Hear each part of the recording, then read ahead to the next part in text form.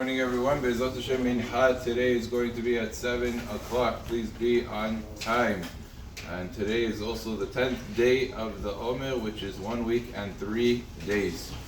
The Halacha that we were discussing yesterday about a keli shemelachto leheter, a utensil that its primary purpose is for something that is permitted on Shabbat. And we said as examples, cups, plates, forks, knives, all different household utensils that their primary function is of heter.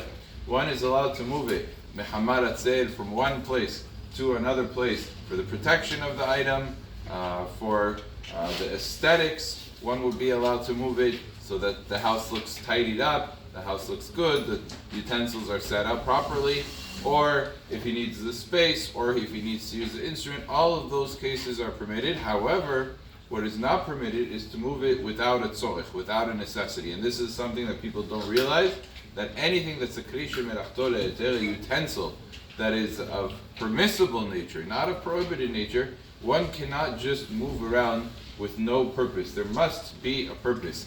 And the Ben Ish Chai says, therefore, if a person takes from the table a knife and moves it from here to there, from one place to another place, and there was no reason to do it, says that is asul, that's a violation of the rules of muktzeh. Interestingly, the Aruch HaShulchan raises a point. What happens if a person is sitting there and he sees a fork and he wants to play with the fork? So he's fiddling with it. Is that also considered shelo letzorech?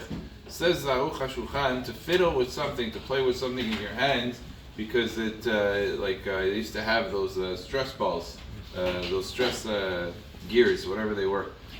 They had these different things that you fiddle with is considered, according to the Aruch HaShulchan, a tzorech, a necessity, not a major necessity, but enough of a necessity that it could be moved. It's not in the violation of handling something that is muktzeh, and it would be permitted to play with a fork, to play with various things on Shabbat, and it's not a violation. Chacham Ovadia brings down this Aruch HaShulchan and says one who relies on the Aruch HaShulchan has on what to rely, because from the onset it's not so simple that muktzeh would apply to kelim shemelachto leheter. So therefore, Chacham Ovadia says you could rely on this Aruch HaShulchan that something that's fiddling is mutar to play with on Shabbat. Nevertheless, the halacha still remains that to move something without a purpose would be asur. Baruch Adonai le'olam. Amen. Amen.